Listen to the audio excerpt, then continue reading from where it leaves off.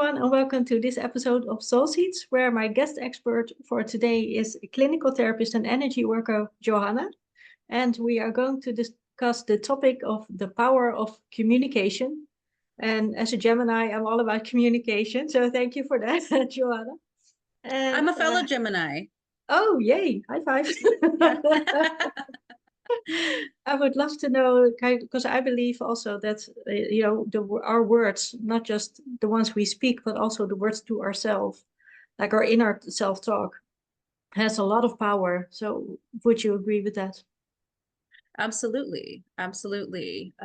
They do. We take this input on a subconscious level, right? Even if we consider media we're consuming or conversations we're overhearing, right? We're picking in, we have all this input coming in and it lands somewhere. It's feeding something. So being intentional about that, it really makes a difference. Yeah, I think especially that word, the word intention. Mm-hmm. I think that's the key to good communication, right? Absolutely. Mm-hmm. Absolutely. Yeah. It does require a little bit more work to be intentional about what you're trying to say, Mm-hmm. because it does make a difference, as you mentioned. Mm-hmm. Yeah, and like I said, I'm a big fan of language. I study several languages, but you have mentioned that communication can also be a language barrier. Like, how so? Absolutely. That's a really good question. So a lot of my work is foundation in the multicultural perspectives, right? And so what that looks like in cultures and different things other than just kind of, I'm located in California in the United States. So what does that look like in your intercircle, like family of origin or whatever societal, whatever your little um, um, wherever you pull culture from. So for instance, communication is more than just what you need to convey or what you're trying to say. There's a language barrier because it's also with the assumption that the other person has a capacity for it to land, right? Right. Yeah. So it's a way I like to kind of just wrap it up is like people can only meet us as far as they've met themselves. Right. So if I am trying to convey a concern with somebody who maybe doesn't have self-awareness or maybe is not doing some of the work that I'm trying to refer to, you're going to hit a wall. It's the same with advice, right? Because I often hear it even from my own family and friends when people want to give you advice without you actually asking for advice. So now Yeah. that I've become aware of that, I have the tendency to actually say, like, okay, I appreciate what you're saying, but I wasn't actually asking for advice. So yeah, because not everyone is open to that advice, or when people are struggling and they tend to hear, these conversations like, oh, you'll be okay, or they give, well-meant advice, which of course it's again well meant, so that's always nice. But would you agree that, yeah, it's not always wanted, right? Absolutely. And I love that you bring that up because oftentimes when things happen and we're just kind of venting and we need to get that energy out, somebody saying you're going to be okay. Yeah, like you said, it's well intended, but that's kind of minimizing to my experience right Right. now.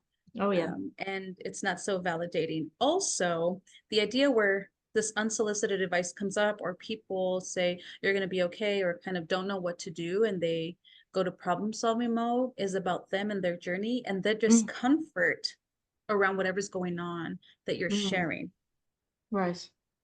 It's not about, yeah, because I always say, what people think about you has nothing to do with you. But I think that's also that same way how you communicate, right? Because we tend to think from our point of view and our like language, or even our inner language, of course, it's what comes up.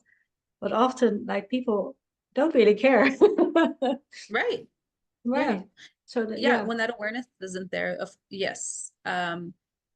Yes, people will often, that is about them and their journey, right? How they're viewing the world, their own lens, just as ours is ours. We can broaden it when we do some work or we check in with ourselves, have some self-awareness.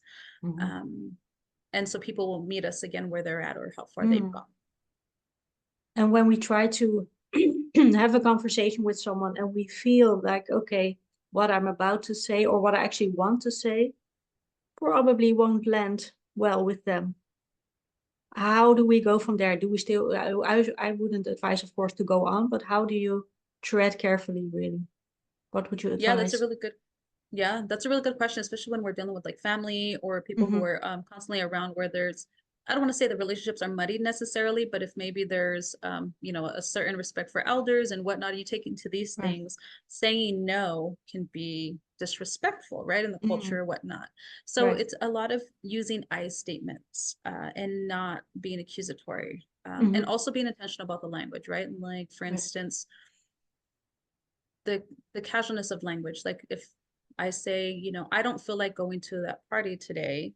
No, that's not a feeling, right? But the intention is I don't want to go because XYZ. But we get so muddied with everyday casual language that that's something it's not uncommon to hear. I don't feel like going to. So being intentional about how you're using your words, just kind of as you Mm. said in the beginning, because I don't feel like going is not an emotion, right? It's not a feeling. It's not Right. you're Yeah. saying you don't want to go. Yeah. So kind of being mindful of how you're using your language and your communication when you're interacting with others. Mm.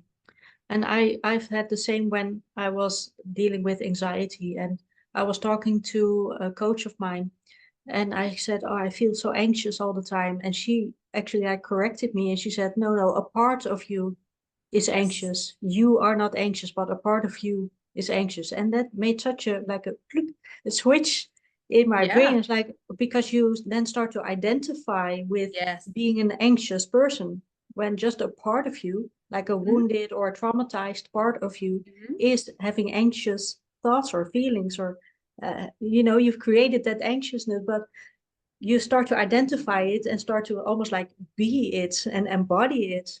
So yeah, I agree with what you said there, that it really has to come with intention, and don't feel you can feel anxious, but you are not Hmm. an anxious person as a whole. Like I said, a part of you is. Would you agree with that? Absolutely. That's one of my favorite things to kind of break down and help people Mhm. kind of unpack because you're right, because the power of communication is so subtle that it really Right. makes a difference in identifying that anxiety, depression, any kind of anything, right? Mm, Any kind of something like that that comes up, it's an experience. You are mm, experiencing anxiety, right? But it is not you right. as a person. Um, Exactly. Yeah. yeah. So even if I had a diagnosis of anxiety, you know, or I hear this oftentimes with people who are on the autism spectrum. Oh, that person is autistic. No, that person has autism, but it is Right. not them in its entirety. That is something that they Mm, may have. But yes, exactly. the power of communication. Mhm. It's just one facet of their personality, but it's not Yes, them as a whole. encompassing. Mm. Yeah, And and oh, sorry, go ahead. no, and I think just like when we step into these identities, we really kind of can get stuck there because then, like you Right. said, we kind of it becomes us, and now we are functioning as, oh, Joanna's anxious or Mm, anxious Joanna, this and this and that. So it kind of really restricts our capacity to evolve, be mm, open-minded, let go of ego, right? It keeps us kind of right. restrained, if you will. Yeah, it's almost like creating a bubble for ourselves in like a victim mode where you're like, okay, and it's almost like a safety bubble, right? Absolutely, Mm, absolutely. yeah, we really have to be mindful and intentional with how we Mhm. speak to ourselves and about ourselves to others. Yes. Mm. And do you think also body language is important? Oh, absolutely. I think just kind of going back to a little bit of awareness is if you're interacting with somebody, so let me back up a little bit. I find sometimes when I'm working with boundaries or just other people and we're talking about interpersonal relationships, there's some struggle around being able to identify if that person, if I feel comfortable or not, right? Or the person I'm working with. Hmm. And, you know, because we can get into the logic so far and we kind of just don't really pay attention to the body, take a look at how your body language is when you're around people. That'll kind of Hmm. tell you, are Right. you picking up something? Are you kind of like uncomfortable and not noticing? But the way your body will subconsciously face or not face somebody is very telling. If somebody has their arms Mm. open, they're more lax. If it's kind of closed off, it's kind of like, well, that's something that person doesn't want to talk about. But be curious about what your body naturally does. Mm. If you are experiencing a sore throat, right? The body will tell the mind, hey, I have a sore throat. It's not the other way around. But we kind of get caught up in the attempt to try to control the illusion of control, but the brain doesn't tell the throat, hey, you're hurting. It's the other way Mm. around. So Mm. we can oversee the body functions quite often. Mm. Yeah, because from what I've learned over the years, our body actually speaks quite loud to us, and it speaks like sooner than our brains. So they send a message to us, and then our brain can catch up to that. So I love that you Absolutely. say how does your body react when you interact with someone, because that, or even in a certain experience, like, do you feel comfortable there? How is your body reacting to that? So yeah, but also body awareness can so also be like crucial in discovering that, right? Absolutely. In boundaries, right? Maybe you're kind of like, well, I feel fine, and your body's kind of shaky or feeling Mm, you're tense. So there's a disconnect. It's really coming back to yourself and checking in. Where do you feel it in your body? That is mm, really telling. mm. So everything is energy, but also it holds, like communication holds Yeah. so much energy as well, right? Yes, exactly. Hmm. Everything is an energy exchange, right? Even with ourselves, whether we're communicating with ourselves verbally or psychosomatically within just the body, it's Mm, there's always input and output going. exactly. So we should love ourselves a bit more by saying kind words to ourselves. That's what I want. Yes, absolutely. And that'll attract, that'll attract like-minded as well, right? It kind of gets us out of the Mhm. ego and more to our authentic self. Yeah, what you focus on grows, right? So if you are kind to yourself, you attract people who are kind to themselves, but also Mhm. kind to you. Absolutely. And I think that's kind of Yeah. where Misery Loves Company kind of came Mm, from, yes. right? Because you're in the same kind of mindset, you're in the same loop. Mm, yeah, but also on the opposite Yes. scale, of course. Love and gratitude can do the Yes. same. They attract those that love and are grateful. Absolutely. Manifestation intention. Yes, you're putting that out. You're putting that energy out into the universe, right? Or wherever you Right. believe a higher power, if at all. Yes. Mm. And also, I think I've talked about that with someone else also on this show. Like being high energy and high vibrational doesn't really Yes. have to mean the same thing, because you can be still a bit low in Mhm. energy, but still high in vibration. Is that right? Yes, and the opposite, right? You can be Hmm. on low vibration, or you can be on low energy and high on a high vibration, right? It's Hmm. checking in with yourself. Right. What is your own capacity? Where do you draw the lines? How do you keep both, how do you keep that safe, and also functional in a healthy Hmm. manner? Hmm. I think we've learned a lot today. So thank you so much, Joanna. Yeah, thank you for having me. Thank you.